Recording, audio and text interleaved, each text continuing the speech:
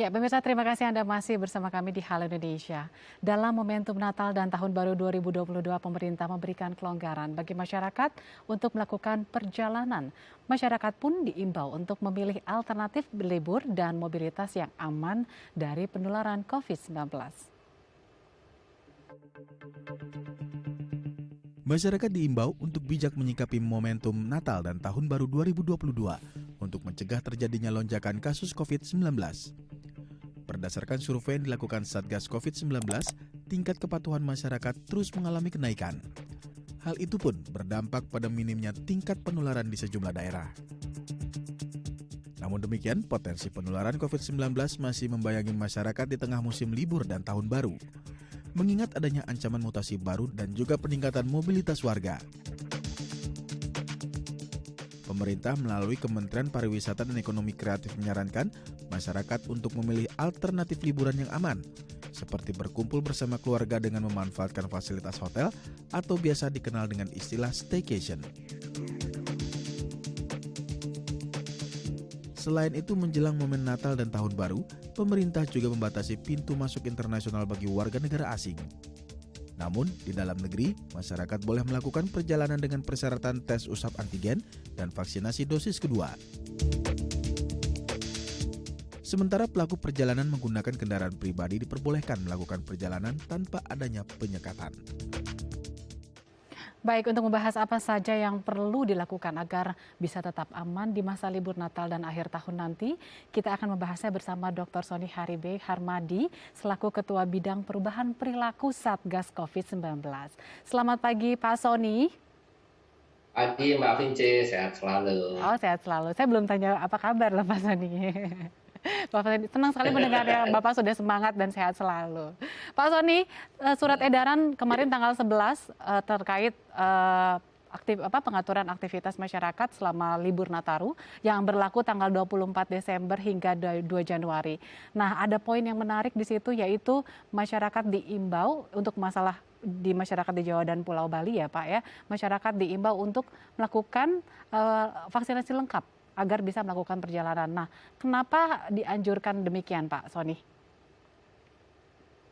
Ya, kita tahu bahwa animo masyarakat untuk berlibur itu sangat tinggi. Ya, pandemi sudah 2 tahun dan masyarakat sudah mulai jenuh, sudah mulai bosan. Dan ini salah satu kesempatan di mana anak sedang libur sekolah, terus kemudian juga menjelang akhir tahun. Jadi ada momentum orang untuk melakukan mobilitas. Nah, kita tahu bahwa ekonomi harus tetap berjalan, tetapi masih ada risiko penularan. Ingat bahwa setiap hari masih ada kasus terkonfirmasi positif yang menunjukkan bahwa pandemi belum selesai. Oleh karenanya, pemerintah mengambil langkah-langkah agar momentum Nataru ini kita belajar dari tahun lalu terjadi peningkatan kasus, jangan sampai terjadi lagi peningkatan kasus dengan membuat berbagai aturan.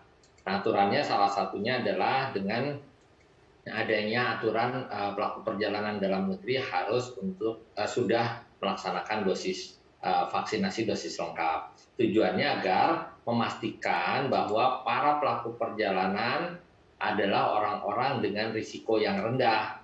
Tapi harus dipahami bahwa risiko rendah itu bukan berarti tanpa risiko. Oleh karenanya, walaupun sudah vaksin dosis lengkap tadi, masih ada aturan berikutnya yaitu tes antigen, ya, swab antigen yang dilakukan 1 kali 24 jam. Jadi memang tetap ada beberapa aturan, termasuk penggunaan aplikasi Peduli Lindungi, ya kan, screening secara mandiri dan seterusnya. Jadi kami menghimbau masyarakat agar melakukan mobilitas yang memang perlu saja. Jika tidak diperlukan, bisa melakukan mobilitas internal di dalam. Karena kan berlibur kan tidak harus di momentum Nataru ini. Berlibur juga bisa dilakukan di rumah, bisa dilakukan di dalam kota, dan seterusnya. Begitu Mbak Vice. Lantas bagaimana dengan kesiapan karantina, tempat karantina begitu Pak Sony? Karena kan kita sudah melihat ada pantauan di Bandara Soekarno-Hatta, ada ribuan warga yang melakukan transnasional masuk ke Indonesia. Nah, ini bagaimana pantauannya terhadap mereka dan juga bagaimana kesiapan fasilitas karantina? Ya, jadi begini Mbak. Yang pertama, kami sebetulnya mengimbau masyarakat atau WNI tidak melakukan pergi ke luar negeri dulu, ya, tidak bepergian ke luar negeri. Bahkan akan ada pengetatan terhadap pelaku perjalanan internasional. Jadi jangan keluar negeri dulu lah, walaupun tiket sudah murah dan seterusnya. Karena sekarang ini juga menjadi momentum arus balik. Jadi mereka yang sedang berada di luar negeri ini, pekerja migran Indonesia itu cenderung mereka mudik pada saat momentum libur Natal dan Tahun Baru serta libur Lebaran. Nah, kita harus hati-hati karena akan terjadi lonjakan. Dan lonjakan sudah mulai terlihat, apalagi ini sudah mulai masuk ke pertengahan Desember. Kita belajar dari data tahun lalu, ketika pertengahan Desember itu terjadi peningkatan mobilitas, tidak hanya mobilitas domestik, tetapi juga mobilitas internasional. Nah, lalu kemudian juga durasi karantina kan diperpanjang menjadi 10 hari. Ini menyebabkan orang itu baru bisa berganti menggunakan kamar yang sama setelah melampaui masa karantina 10 hari. Nah, oleh karenanya pemerintah sudah menambah ya fasilitas karantina, menambah jumlah hotel karantina, dan juga mempersiapkan tempat-tempat karantina terpusat. Tujuannya agar bisa menampung. Memang kemarin terjadi penumpukan ya, karena jumlah orang yang datang ternyata luar biasa banyak dan cukup banyak orang Indonesia yang pada Desember ini melakukan perjalanan ke luar negeri dan kembali lagi. Oleh karenanya, pemerintah sudah mengantisipasi dengan menambah fasilitas karantina untuk para pelaku perjalanan internasional tadi, dan juga kemarin Ketua Satgas ngecek langsung ya ke lapangan bagaimana kesiapan fasilitas karantina yang ada, gitu Mbak. Dan apakah sudah memadai, cukup memadai ya Pak ya, karena kan ada ribuan Pak. Bagaimana dengan kesiapan fasilitasnya?